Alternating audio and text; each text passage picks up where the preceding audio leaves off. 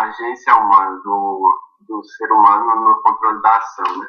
Na verdade, essa frase, ela reflete muito uma das correntes que a gente vai ver agora, né, que é o libertismo. Aí, as visões sobre a liberdade, né, no primeiro slide, no segundo, perdão.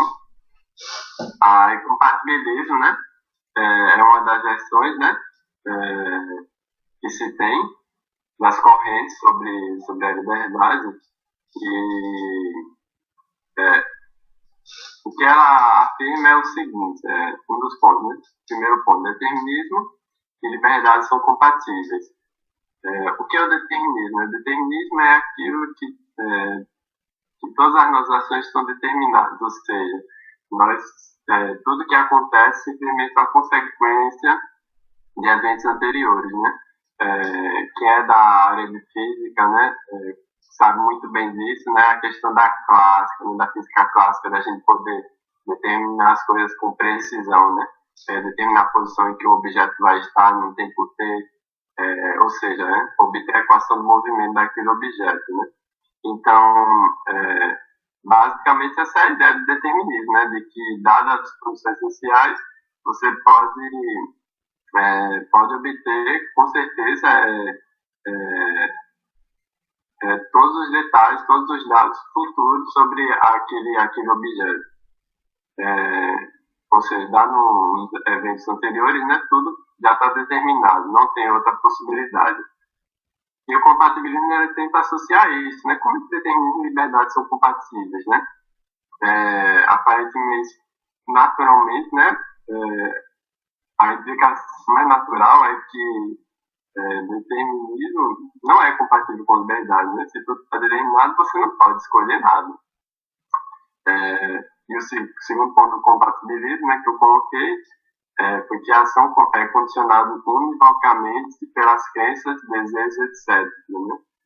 Emoções, enfim, toda a carga que o indivíduo tem emocional, de crenças, enfim. Então, tudo isso determina a ação de um indivíduo. O indivíduo é simplesmente a parte da sequência de eventos que teve como início uma sequência de eventos que começou antes mesmo do indivíduo nascer, né? Então, o indivíduo só faz parte da sequência de eventos que está acontecendo e vai continuar a acontecer, né? O segundo ponto, a segunda visão é o libertismo, né? Ou libertinismo, né? E ele já afirma categoricamente, né? Determinismo é falso. O segundo ponto é que a ação é só influenciada pelas crenças, né? Ou seja, desejos, etc. Veja a diferença, né, dos dois pontos. A ação aqui no libertismo é influenciada somente. Ela não é condicionada, não é determinada. E o terceiro ponto característico do libertismo é que ele é um motor não movido, o indivíduo é um motor não movido. Ou seja, ele é um primeiro motor, né, como diria Tomás de Aquino. Ou seja, ele é o criador dos próprios atos, né? Então, ele não é condicionado, determinado, não é alguém que foi determinado pelos eventos anteriores. E a gente vai comparar aqui, né, em 5 áreas, né? A primeira, que é a condição de capacidade, né? A segunda, que é a condição de controle. A terceira, que é a condição de racionalidade. Quarta, de causação. E a 5, é a pessoa como agente, né? Então, a gente vai ver agora, né, analisar em cada área essas duas correntes. Né? Condição de capacidade, slide número 3. Definição, né? Para ter a liberdade necessária para uma agência responsável, é preciso ter a capacidade de escolher ou agir diferentemente do modo como o agente realmente age. Ou seja, né? É preciso que o agente tenha essa capacidade de escolher ou agir diferentemente, né? Então, ambas as visões, elas concordam nisso, que sim, realmente é precisa sim ter essa capacidade de escolher ou agir diferentemente para que a gente possa falar em verdade, mas elas diferem na questão do poder, ou seja, o poder dessa capacidade de escolher ou agir diferentemente. Como é que se dá isso, né?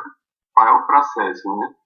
Então, os compatibilistas, eles dizem que é a capacidade hipotética, ou seja, né, mesmas condições, a gente vai ter uma mesma ação.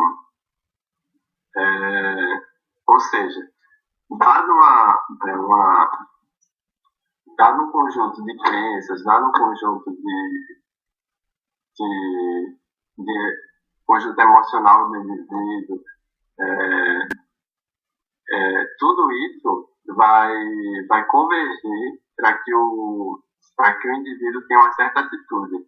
E se esse conjunto de crença, esse conjunto emocional do indivíduo não mudar, o indivíduo vai continuar tendo a mesma atitude.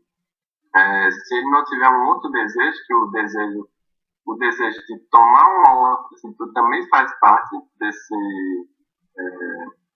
dessa ação. Então, se ele não tiver um outro desejo anterior a esse evento, ele não vai ter uma outra atitude. Então, dado as mesmas condições, você vai ter uma mesma ação. Então, aí a gente percebe como aquilo que o indivíduo crê, aquilo que o indivíduo pensa em determinado assunto, influencia na visão compatibilista na sua ação, nos seus atos. Na visão libertista, é uma capacidade não hipotética, mas uma capacidade categórica. Independentemente, você pode ter as mesmas condições anteriores, você pode ter as mesmas crenças, você pode ter os mesmos desejos, mesmas emoções, mesmas razões, mas você pode sim, dizem os libertistas, ter uma outra ação, ter uma outra atitude frente a uma determinada situação, né?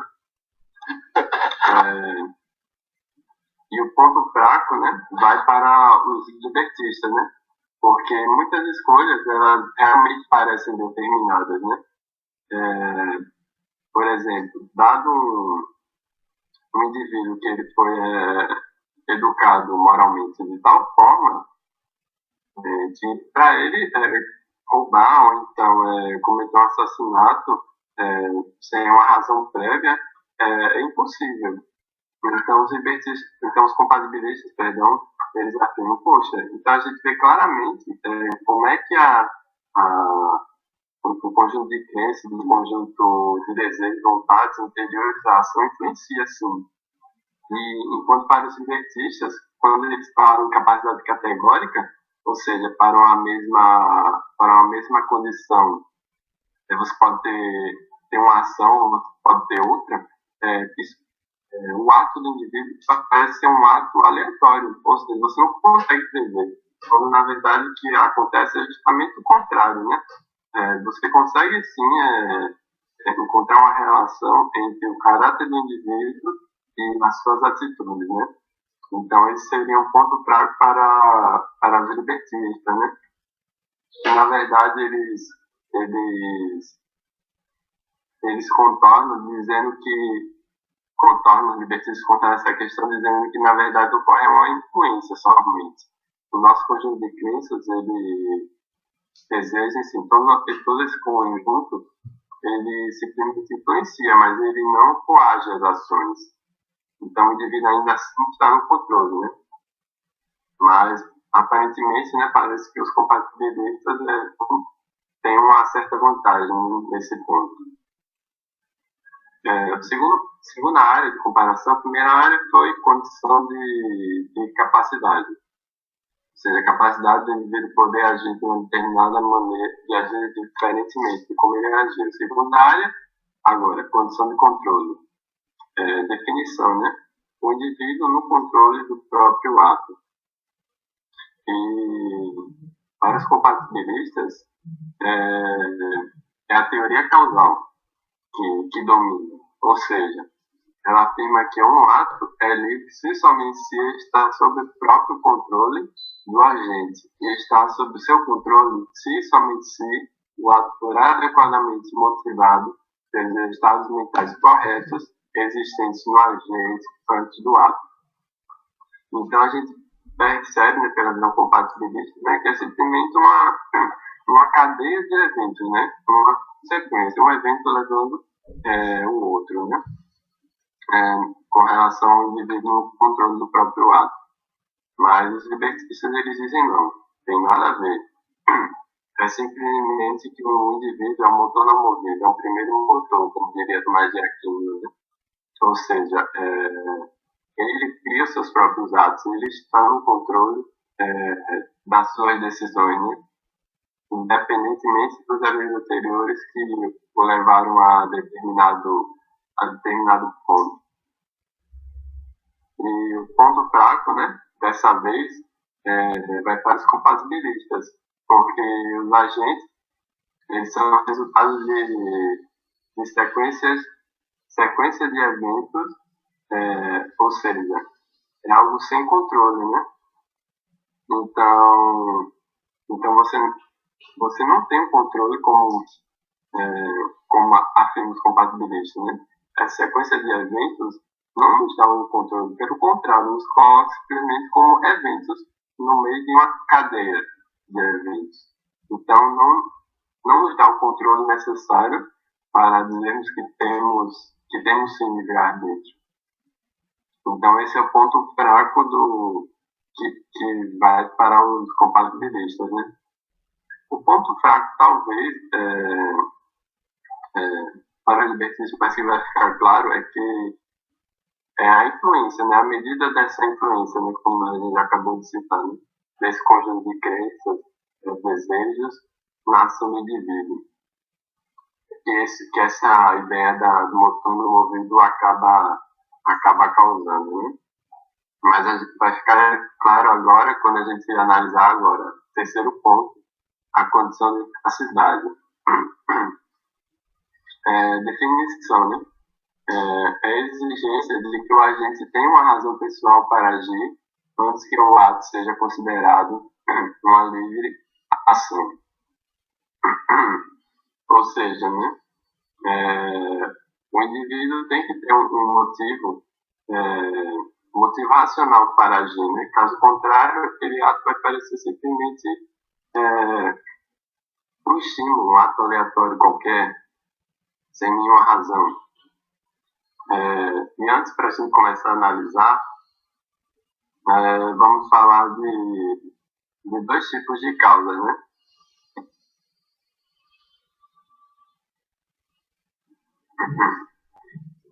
Vamos falar de dois tipos de causa.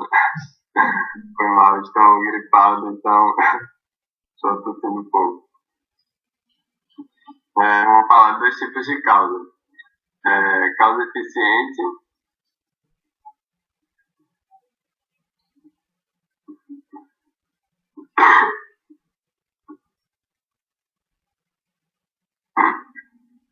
Gente, eu vou pegar um pouco de água, por favor.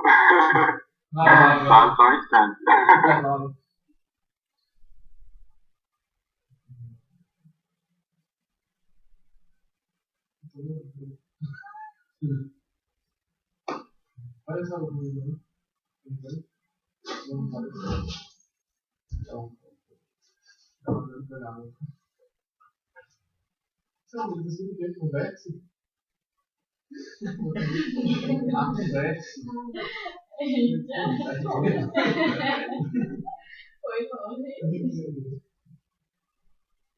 Os convertos.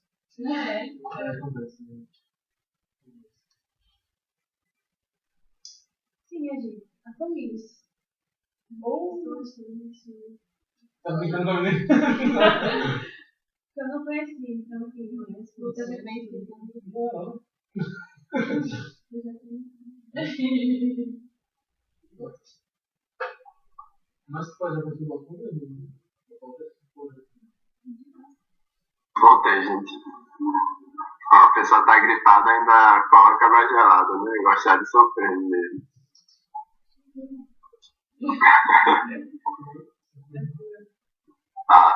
Vamos lá. Então, a condição de raciocínio. Tá tudo tranquilo até agora? Uhum. Tá certo. A gente já tá terminando. condição de racionalidade, né? Exigência de que o agente tem uma razão pessoal para agir antes que o ato seja considerado uma liberação. Vamos considerar dois tipos de causa, antes de tudo, que é a causa eficiente e a causa final, né? A causa eficiente é aquela por meio da qual um efeito é produzido, ou seja, uma bola colocando em movimento a outra, né? Por meio de uma colisão. Né? Então, isso é uma causa eficiente, né? O efeito foi produzido, ponto. A causa final é aquela em função da qual um efeito é produzido. Ou seja, qual é a diferença? É que a causa final ela tem uma razão, ela tem um propósito de ser. E a causa eficiente, ela fica meio vaga. Ela fica meio aleatória. Então, o compatibilismo, ele afirma que não. O que temos é uma causa eficiente, né? nas nossas atitudes. Ou seja, um conjunto de crença, a partir de todo aquele conjunto de crença que o indivíduo tem previamente antes do ato, a decisão racional dele é a partir daquilo ali. Então, é simplesmente uma causa eficiente. Um efeito é produzido como consequência de todo aquele conjunto anterior ao ato. E o libertista diz, não é bem assim não. É uma causa final, ou seja, tem um propósito, tem um objetivo. E além disso, tem o que a gente chama de voluntarismo doxástico indireto, né? O que é voluntarismo doxástico? É você realizando que se é livre para escolher no que se quer acreditar. O voluntarismo doxástico é isso, mas o voluntarismo doxástico direto, ele diz que a gente pode escolher no que acreditar a qualquer momento, independente das condições. Ou seja, o voluntarismo doxástico direto diria que eu poderia acreditar que existe um elefante rosa aí na sala, mas isso não é verdade. Né? Eu não posso acreditar nisso. Eu estou vendo que não existe elefante rosa aí. Mas o voluntarismo doxástico indireto, ele diz que... o voluntarismo doxástico indireto, ele afirma que pode ser muito bem verdadeira a ideia de que, por meio de processo de deliberação, ou seja, de reflexão, eu posso sim acreditar em determinadas coisas, né? Ou seja, a gente vê novamente uma ideia de um indivíduo pensante aí por trás, né? Um indivíduo que pensa, que reflete em algo e acredita naquilo.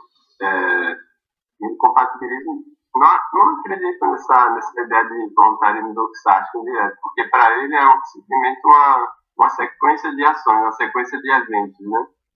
Então não faz sentido ele falar em deliberações, porque o libertista ele fala, poxa, tudo bem que existe, que as nossas crenças elas influenciam as atitudes, mas não significa que foi assim, uma sequência de eventos que está fora do nosso controle. Em cada momento da nossa vida que nós fomos crescendo, nós começamos a tomar, à medida que vinha uma situação, nós começamos a pensar e analisar as questões e aí falando, vamos tomar essa crença aqui para mim.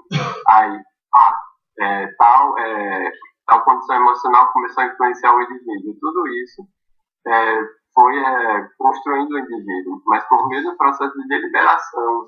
O indivíduo ele tomou essas decisões ao longo do caminho, né? Essas decisões racionais sobre algumas determinadas crenças. Não foram crenças que vieram sem que ele tivesse controle, como consequência de eventos anteriores àquele. À medida que ele foi crescendo, ele foi tomando todas aquelas crenças. Não matar, ser uma pessoa legal, enfim. Ele foi tomando essas decisões e aí foi construindo o caráter dele. E por isso que quando chega em uma decisão posterior, todo aquele conjunto de crenças vai influenciar, mas não de uma forma aleatória, mas porque anteriormente ele já tomou uma decisão como o primeiro motor sobre aquelas questões anteriores. Não sei se eu consigo deixar bem claro essa questão. Luiz? Oi. Olha. E aí, Zé? E aí? Então quer dizer que o compatibilista. Eu quero me dar uma taquinha. Luiz?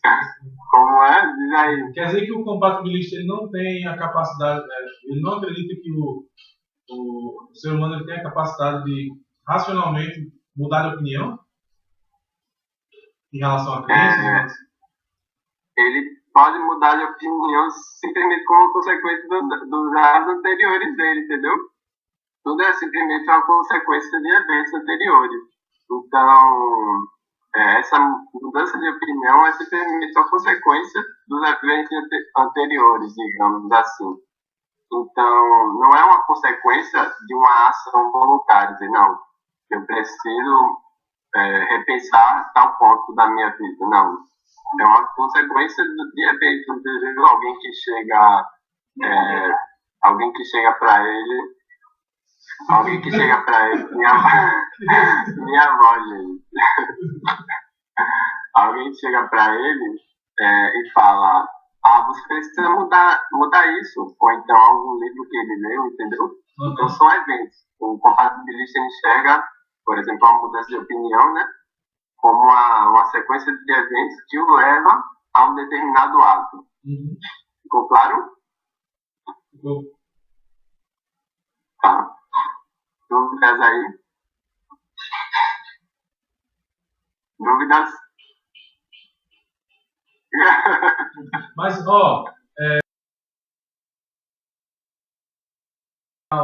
aos libertistas, a gente poderia classificar, falando um pouco do contexto das visões assim, do livre-arbítrio e da predestinação, a gente poderia classificar esse como libertista e compatibilista? Pois é, justamente aí que eu ia fechar a apresentação, né? Mas o André já descobriu o jogo. Mas justamente isso, André. Os calvinistas, eles geralmente são compatibilistas. E os libertistas, eles são arminianos. Então, no final, vou dar uma fechada geral de pontos, né? E se a gente tiver um tempo a mais, a gente pode discutir um pouco. Eu vou tentar fechar esse ponto aí, esses 5 pontos, aí depois a gente lança essa questão teológica. Beleza. Tá ok?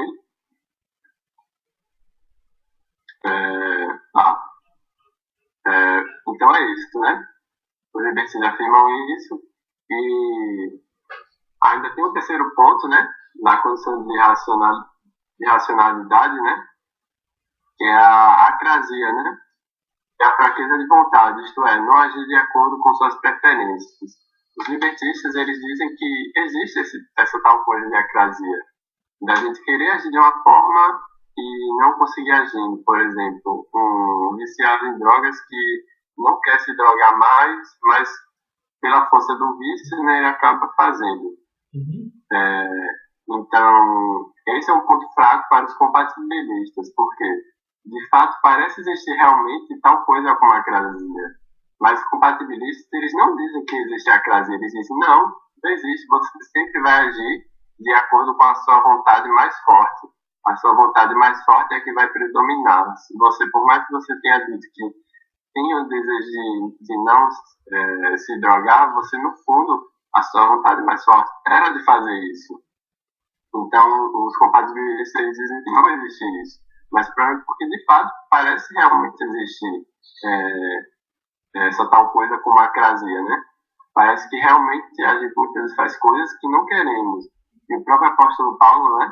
Lá em Romanos 7,15, ele diz que não entendo o que faço, pois não faço o que desejo, mas o que eu odeio. Ou seja, né? A acrasia pura isso daí, né? Esse capítulo de Romanos 7. Ou seja, muitas vezes as coisas que não queremos, né? E os compatibilistas, eles eles têm um problema a enfrentar, né? O quarto ponto é a causação, né? A definição é a relação entre duas coisas, isto é, causa e o efeito, né? Os compatibilistas é a causação evento a evento. Um evento levando a outro evento. Os libertistas é a causação agente, ou seja, né? O indivíduo causa a sua ação, né? Está no controle do próprio ato. O ponto fraco é para os compatibilistas, que são os dualistas da substância. Ou seja, defendem o dualismo da substância. Lembra lá, a gente já falou sobre isso ano passado, né? Foi o Erwin e eu falando sobre isso, que defende o dualismo da substância, eles defendem a existência da mente e cérebro. Então, se você é um compatibilista, e digamos assim, já puxando para a questão teológica, se você é um calvinista e você também é um dualista da substância, você se encontra em sérios problemas, porque na causação agente, substâncias que são a causa. Na causa da evento, são estados interiores da substância que são a causa, não a substância em si. Ou seja, né? Se você ou você é um compatibilista, ou você é um dualista da substância. Você pode até querer ser os dois, mas você vai ter que achar uma forma de conciliar esses dois pontos, né? Para quem não estava, né, na apresentação, né, ano passado, né? Tem muita gente também, a memória também pega a gente também, né? Existem dois tipos, né? Dualismo da substância e dualismo da propriedade, né? O dualismo da propriedade, vou dar duas características gerais, né? O dualismo da substância, a substância, ela mantém a sua uniformidade através da mudança. Por exemplo, nós, seres humanos, somos substâncias. Por quê? Porque, apesar do nosso corpo estar mudando constantemente, porque nós estamos envelhecendo, nós não nos consideramos como partes ao longo do tempo. Nós nos consideramos como um todo. Um indivíduo como um todo que viveu todos esses momentos. O nosso eu, a nossa mente, entendeu? E uma outra característica do dualismo da substância é que o todo é mais importante do que a parte. Se o indivíduo perder um braço, ele de forma alguma perde a sua característica, perde suas características. E, por exemplo, eu perdi um braço, alguém vai deixar de me reconhecer como Luiz Felipe. Não. Todo mundo vai falar, e aí, Luiz Felipe, como é que tá? Como é que você vai? Como é que tá a faculdade?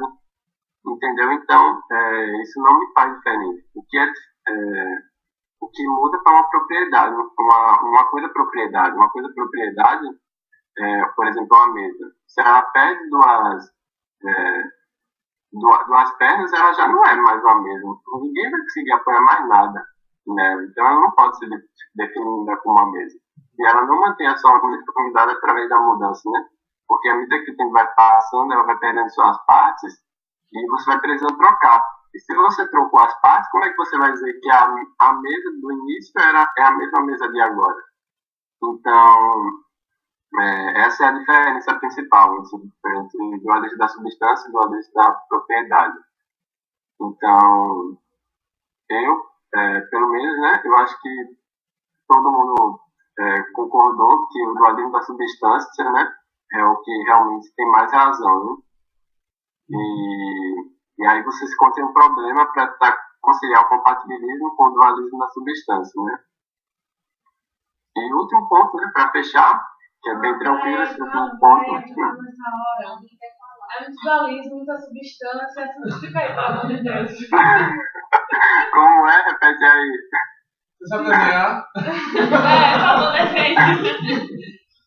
Essa questão de causa, substância, que é causa, que é efeito, eu não entendi direito essa diferença. Ah, tá.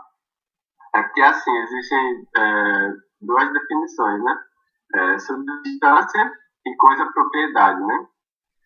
Primeiro, o que é dualismo, né? Dualismo é a corrente que se opõe ao fisicalismo. Fisicalismo, ele diz que só existe matéria.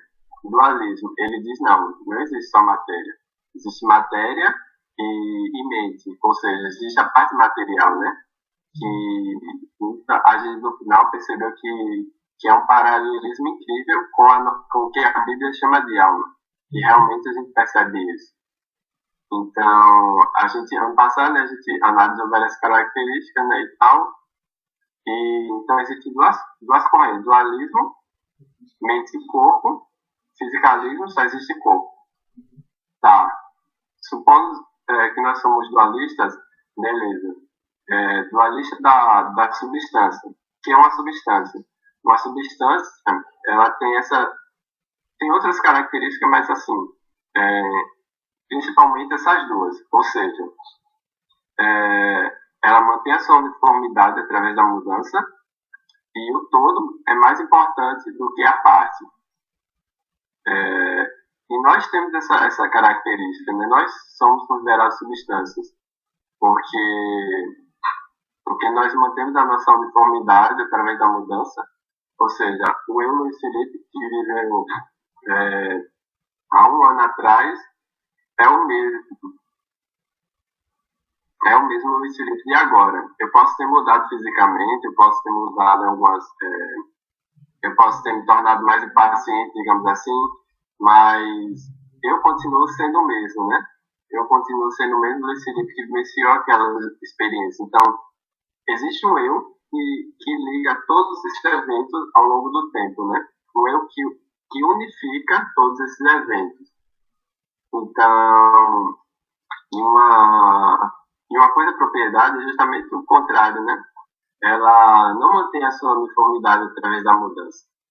Ela vai mudando, e consequentemente a gente não tem o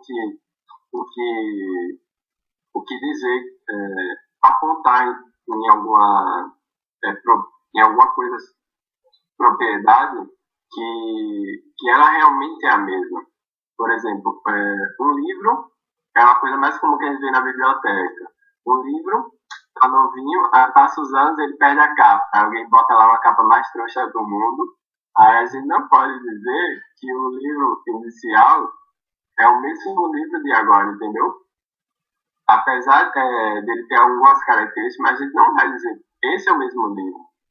Tanto é que se for o mesmo livro, então tá beleza. Então vamos trocar o meu livro novinho, que eu tenho aqui em casa com capa, por um livro velho sem capa. Pô, não vou querer, não é o mesmo livro, é óbvio que não é o mesmo livro. Então não existe algo para dizer que é a mesma coisa através da mudança nesse livro. Não existe algo, entendeu? Enquanto que, por exemplo, um casal de namorados, aí passou-se o tempo, eles estão distantes, aí depois eles voltam, poxa, um gosta do outro, mas apesar de ter mudado fisicamente, um vai querer o outro. Por quê? Porque eles ainda são a mesma pessoa. Existe um eu, entendeu? Por trás do físico, que unifica todas todos esses eventos que cada um viveu, todas essas mudanças físicas que cada um passou. Então, até aqui, tá tudo ok? Tá. Tá mesmo? Tá. Ô Felipe, Eu eu acho que um exemplo bom também que pode ajudar nessa compreensão é fazer uma comparação como se fosse aqueles brinquedos Legos, né? Aquele que você pode encaixar no brinquedo, um equipamento. Se você pegar, por exemplo, um computador, de repente mudar a placa-mãe, mudar o HD, então você pega várias partes de um computador diferente e faz um computador novo.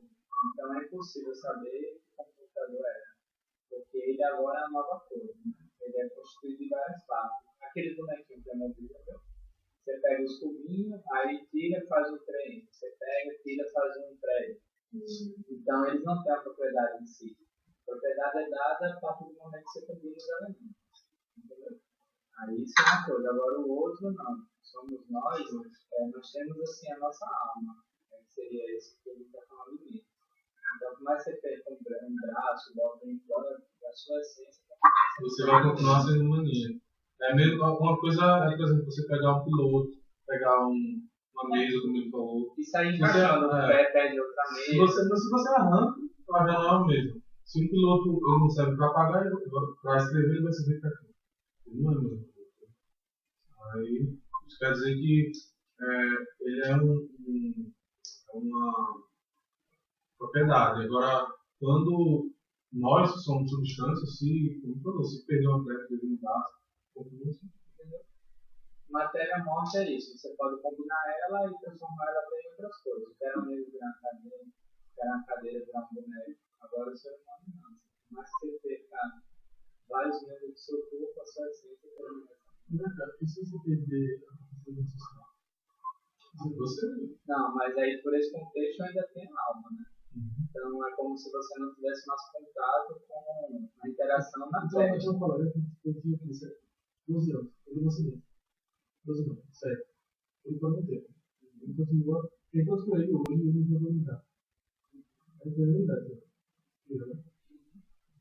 Mas do ponto de vista assim, teológico, tem algo que transcende isso, entendeu? Assim, ele está na Terra parado no tempo, aí no dia que Jesus Cristo voltar de novo, a alma dele vai ter sofrido esse impacto, entendeu? É uma coisa assim que é difícil de entender, porque a gente não está habituado a se separar essa questão de alma, né? A gente sempre está lidando muito com matéria e parece algo difícil da gente alcançar, né? A própria conceito de eternidade é um negócio sempre inconcebível, né? Que a gente vive no tempo, tem isso mesmo. Você pensar em algo assim, tem limites, né? Que não acaba. Mas é porque tudo na vida que é novo é assim mesmo. Então, no caso, o compatibilista, ele defende qual? Esses conceitos aí já não perdeu o início. Felipe? Oi? Não estou ouvindo direito. Explica, vai agora para o compatibilista e libertista. A diferença. Por que há uma. Por que não se bate? É porque, assim, se você é dualista da substância, o dualismo da substância está para o libertismo, assim como a causação evento-evento está para o compatibilismo. Ou seja, porque quando você coloca a pessoa como uma série de eventos, ela como resultado de uma série de eventos, ela passa, na verdade, a ser como simplesmente uma coisa, entendeu? Se não existe um eu para unificar tudo isso, passa a ser simplesmente vários eventos e só isso, não existe um eu para unificar esses eventos. Então você acaba caracterizando a pessoa não como uma substância, mas como uma coisa propriedade. Os compatibilistas afirmam ainda que é uma substância, o indivíduo. Só que o problema deles é porque eles têm que conciliar essa noção de substância que eles ainda afirmam que a pessoa é, com a causação evento-evento, que acaba colocando o indivíduo como uma série de eventos ao longo do tempo e que não está unificado como um ser. Deu para entender? No caso, eles são dualistas da substância, mas o modo como o compatibilismo ele é firmado, vamos dizer assim, ele dá a entender que o homem, no caso, seria uma propriedade e não uma substância. Isso, justamente. Então eles teriam eles ficam devendo isso, né? A forma como relacionar isso, né? Esse é o problema do compatibilismo, né? Eles ficam devendo uma boa explicação com relação a essa relação. Colocar o homem como uma substância, mas ainda assim aceitar a causação evento-evento, ou seja, aceitar uma sequência de eventos, que o indivíduo experimente uma consequência de eventos ao longo do tempo. Qual é a definição certo? do compatibilismo?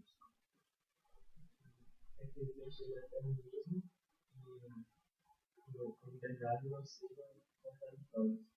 Pode existir liberdade e determinismo.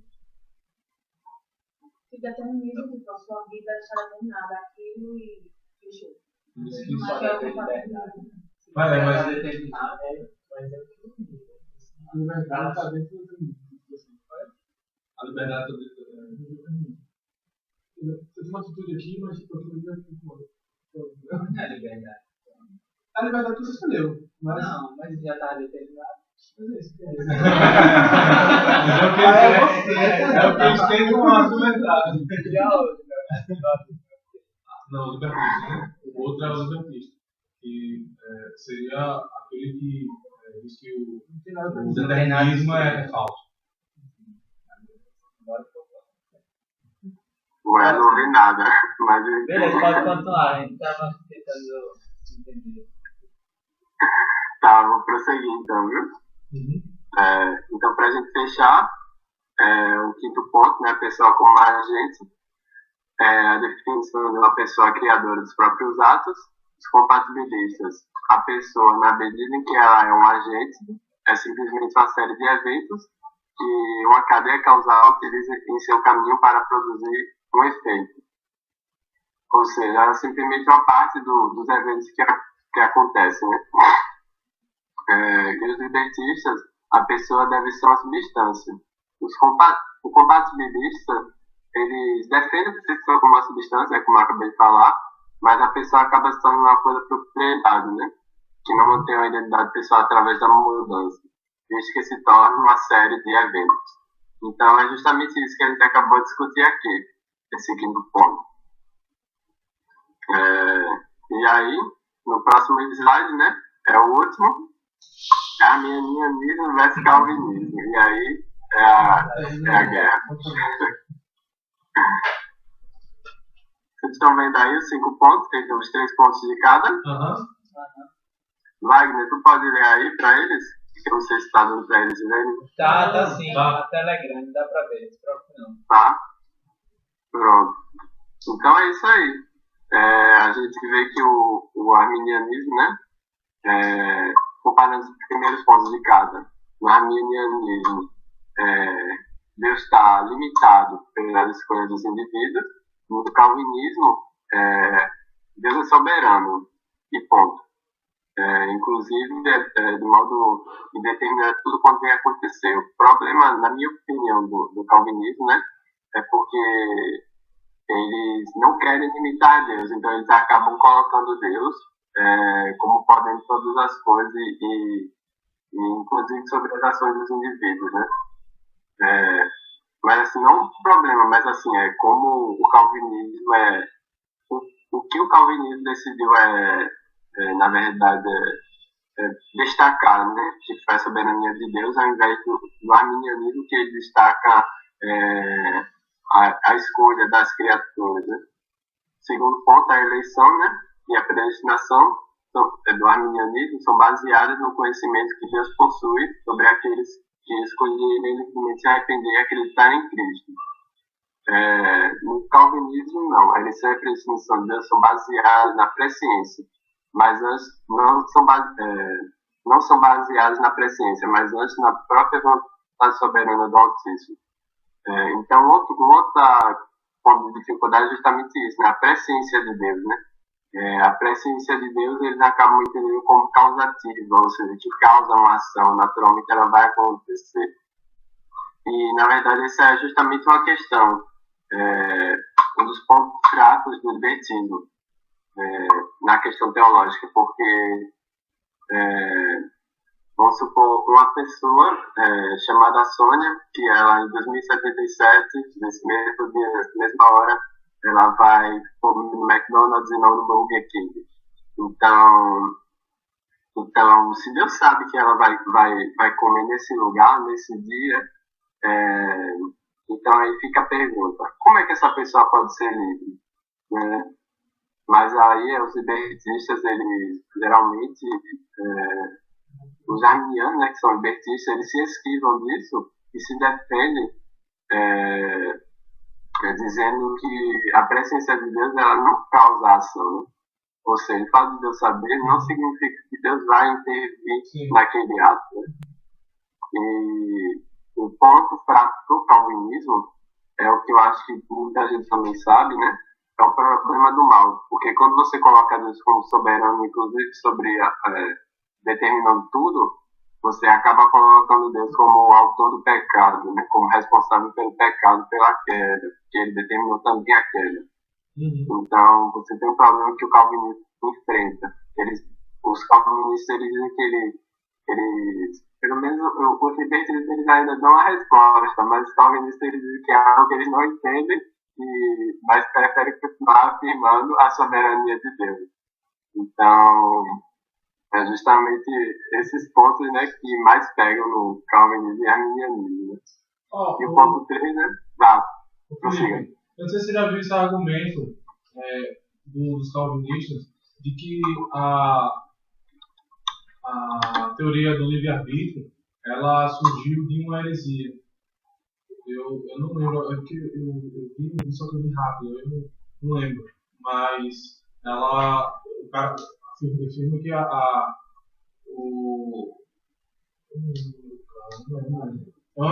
Sim, do Pelágio. Eu já vi o contrário também.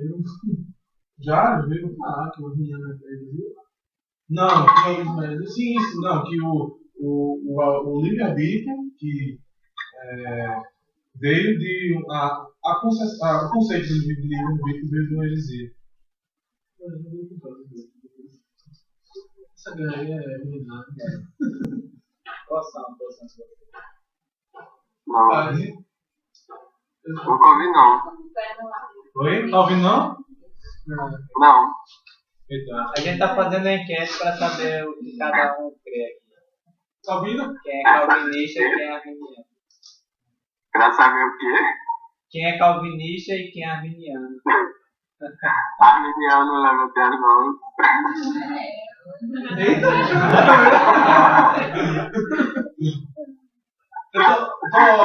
Meu Deus. Eu também, mano. Eu acho assim, eu viajo assim, tipo, eu imagino muito um pinball, né? No pinball, você solta a bola lá, ela vai caindo, mas você sabe que vai cair aqui naquele lugar, tá? Eu acho que Deus, sei lá, as coisas vão acontecendo. Não saber ele sabe, né? Não, saber ele sabe, mas a pergunta é, ele age ou não age? Ele interfere ou não? Eu vou dizer como eu penso, assim, eu penso como um jogo de xadrez.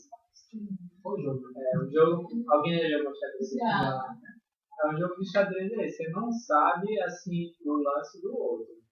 Mas se você for um cara assim, que é o Kasparov da vida, né? Um expert, qualquer lance que o cara der, você sempre tem uma jogada melhor. Eu acredito assim, Deus agindo dessa forma. Ele espera o seu lance. Agora o dele sempre é o melhor de todos. E aí é que entra a sua disposição de dizer assim, não, eu aceito Jesus. Quando você diz isso, então a partir desse momento você move as peças e ele move o chão. O que você pode dizer? Deus que convence o homem pra cá. Mas uma coisa que a gente tem que entender também é que a gente não pode pegar versículos outros e querer criar uma doutrina. A gente tem que olhar o plano como um todo. O plano como um todo dá a entender que há sim livre-arbítrio. Porque senão, como é que eu vou dizer que tem pecado se eu já criei para pecar? Como é que eu vou fazer um mandado passar por todo esse sofrimento para mandar Jesus Cristo? É como se você imaginar alguém que criou um filme, uma história, e que um monte de gente vai se dar mal e que um pequeno grupo vai se dar bem.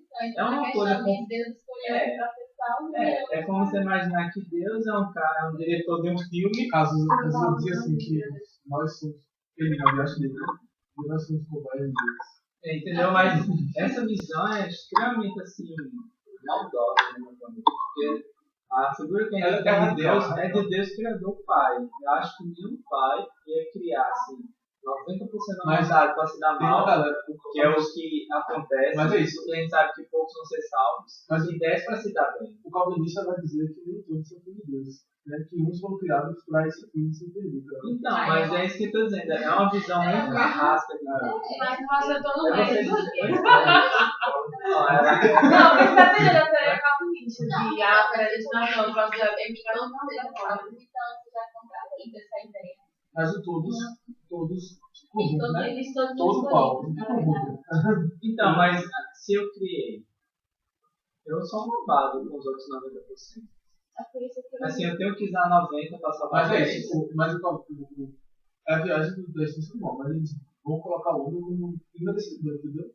Mas essa questão, mas a gente tem que pensar do seguinte ponto de vista. eu criei o universo. É isso que sou cara, mas Vamos pensar do ponto de vista assim, eu crio. Então eu podia criar de um jeito determinista que todos fossem salvos. Eu tenho um poder limitado.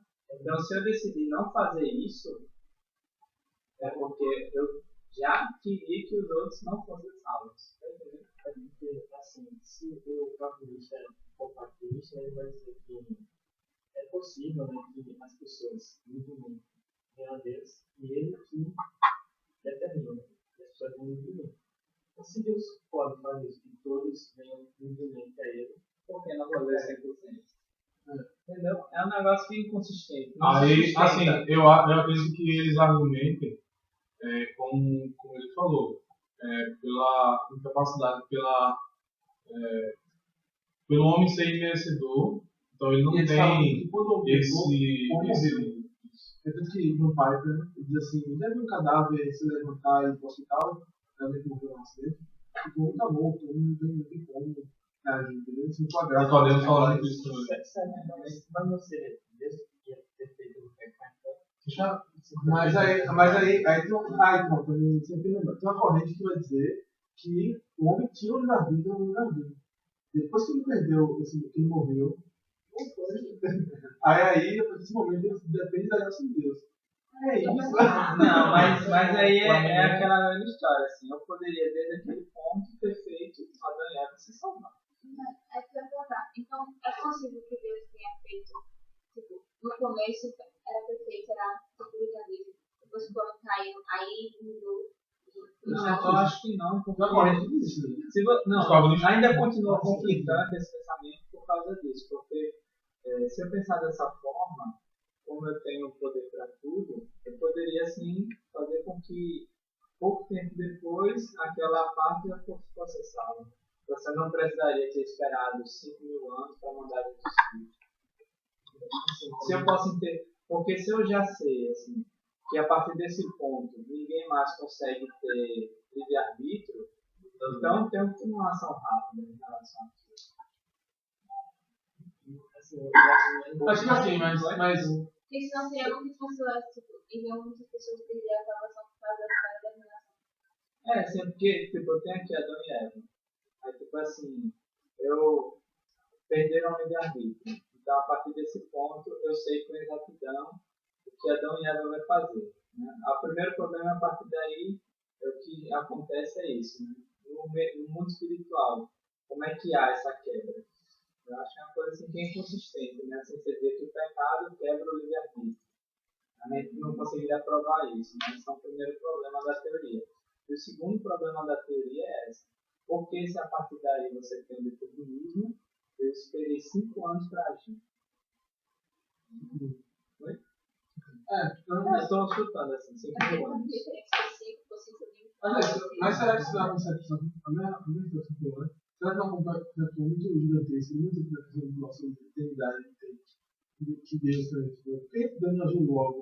E por que Deus não agiu há 5.000 anos ou 5.000 anos? Não, porque é uma interação que é dinâmica.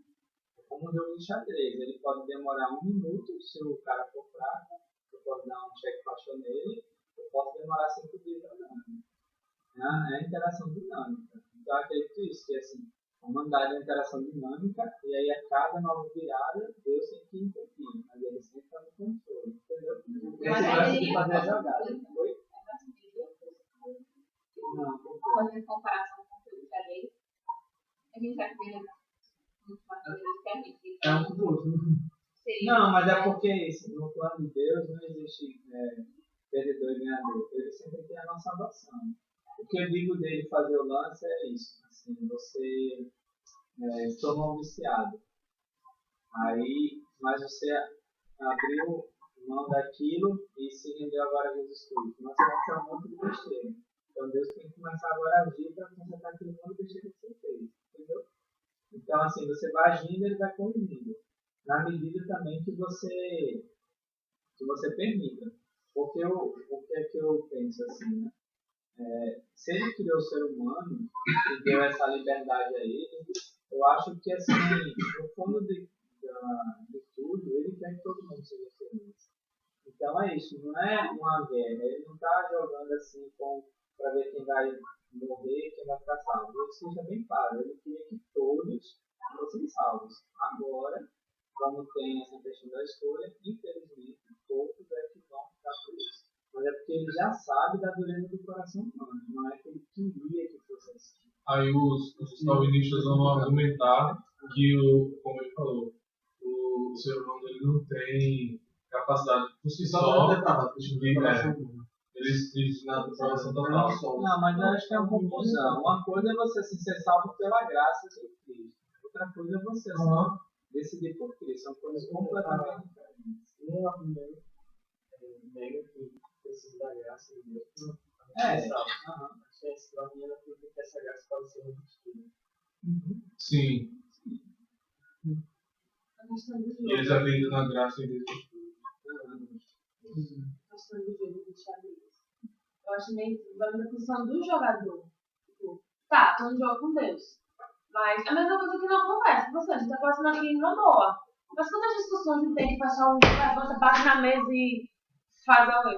Então, tipo, como é que eu quero jogar com Deus? Eu quero jogar pra crescer? Eu quero jogar pra conhecer? Ou eu quero jogar pra dizer, não é assim, sua teoria, o que você disse, também é certo errado. Vai me dar posição de jogador. E o que resume pra mim essa questão de salvo, escolhido, é essa questão do ele por todos. João 3:3. Que Deus amou o mundo de tal maneira. Então ele não escolheu morrer, que não tem dizer, pelos escolhidos são os judeus. E uma coisa que eu acho mais, uma das pontos que eu acho assim, crítico na teoria do calvinismo, né, é pensar sobre isso. Se fosse determinismo, você achar que Deus faria Jesus Cristo passar pelo que ele passou só por uma questão de capricho? Mas poderia ter criado diferente. Mas, professor, os calvinistas não são deterministas, eles são compatibilistas. Eles acreditam no determinismo, mas também. Não, mas pelo ponto de vista dele, Deus já escolheu que vai ser salvo. Sim. Desde o início. Mas será que não é noção do tempo? Tipo, Deus escolheu quando? Entendeu? Mas o tempo seria só pra gente, né? O tempo seria só pra gente. Então é isso.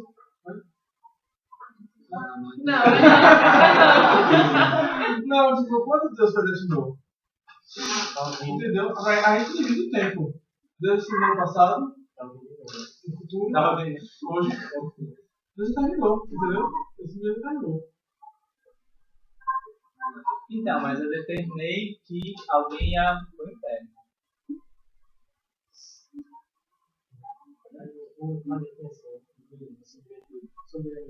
Será que ele não permitiu?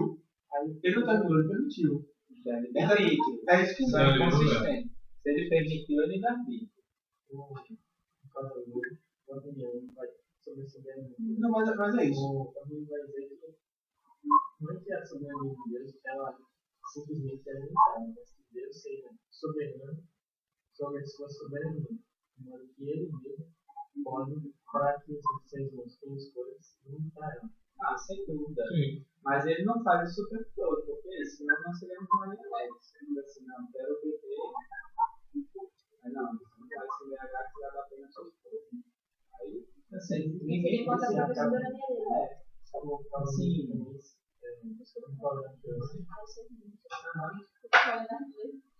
Eu assim, eu sou. Uma coisa que a gente tem que entender é isso. Essa discussão. Uma coisa que é muito clara a gente sair daqui é que essa discussão não vai mudar a nossa vida em nada. Se você é calvinista, você vai viver do mesmo modo que o arminiano vive. É isso que a gente tem que entender. Senão vai ser uma discussão só filosófica. Mas assim, para mim, é isso que eu digo. Assim, Deus poderia ter criado qualquer coisa. Poderia ter criado um mundo com marionetes, um mundo do jeito que ele quisesse, porque ele é Deus. Do nada ele cria as coisas. Mas do jeito que a gente enxerga o mundo, o que dá a entender isso, que ele criou um mundo com escolhas. Porque se ele fosse criar um mundo com marionetes, é isso que eu estou dizendo, se ele fosse criar um mundo de marionetes, o mundo criado seria um mundo não normal. Porque isso é inconciliável. Criar um mundo determinista com ordem. Luiz, Pode talvez ser a Luiz. contrário, por exemplo. Ó, deixa ela. Que Deus criou um mundo perfeito, não existia o mal na Terra. E depois, Como assim? por exemplo, os calvinistas, uma vez eu vi um conceito virtual ao Nicodemos se Adão e Eva eram predestinados ou eles iam seguir a linha dele. Aí fico na dúvida não respondeu.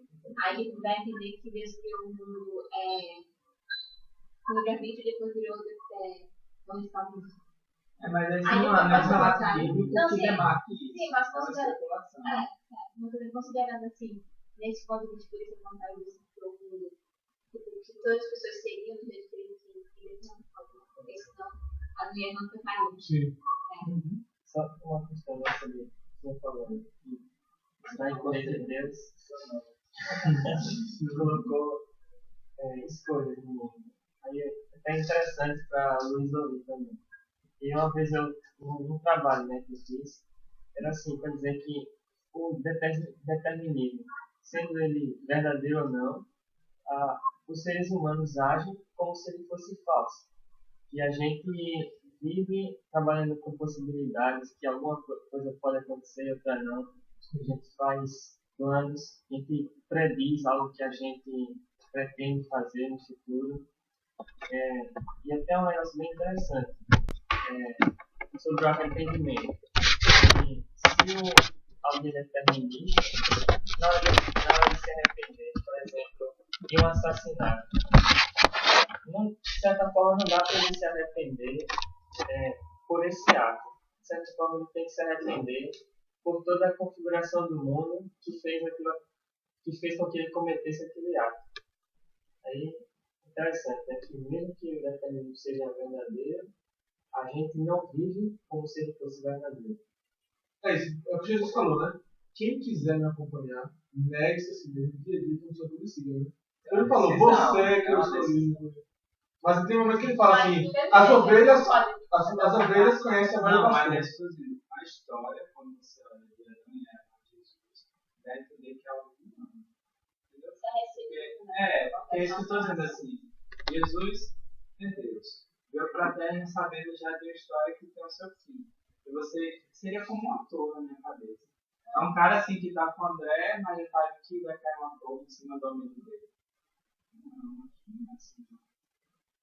Se você olha os momentos da Bíblia, dá a entender isso, que é como um jogo de xadrez. Eu sei que o final está se aproximando, mas os pormenores, se o peão vai avançar, vai tomar o cavalo, vai tomar o bispo, eu ainda não sei. Eu tenho que esperar um pouco para ver o próximo.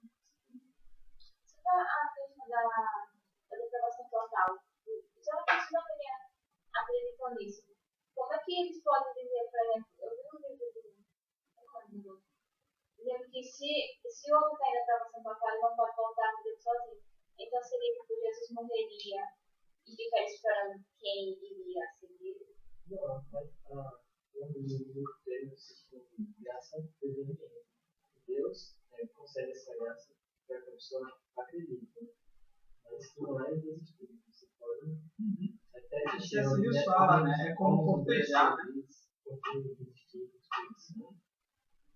C.S. Lewis, né? Eu acho que ele fala, né? Que ele diz assim, que Deus poderia assim, ter um poder de tal modo que todo mundo que ele cortejasse aceitasse ele. E ele prefere não fazer isso, né? Como se fosse um pedido de namoro, né? Ele se achega a você, é um negócio quase irresistível, mas ainda tiver essa máquina de pensar, né? Mas, por exemplo, quando você olha todo o panorama bíblico, pessoal, até bem com esse versículo aí que eu estava mostrando, que mostrou Jesus arrombando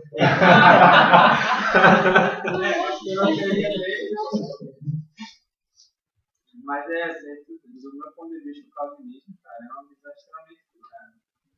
Quer dizer assim, que uma criança que nasceu com o intestino para fora, não, porque Deus o permite.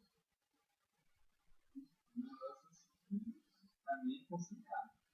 Chegar na casa da pessoa, ser calvinista e dizer assim, não, seu filho vai morrer daqui a 2 meses porque o intestino dele não consegue funcionar e Deus determina isso. Sim, mas tipo assim, E a gente vai ter um dia, calvinismo, e vai ter um dia do arminianismo esse semestre. Consegui. O brother tá de molho, calado. Ele já tá orando ali. Eita, vamos tentar. Você é arminiano? Oi? Você é arminiano? Papado. Ah, você é batista, não é isso? Bom, Mas alguns batistas são calvinistas. A maioria, né? Não. Poucas são da tradicional. É, algum da tradicional, nem da tradicional não é.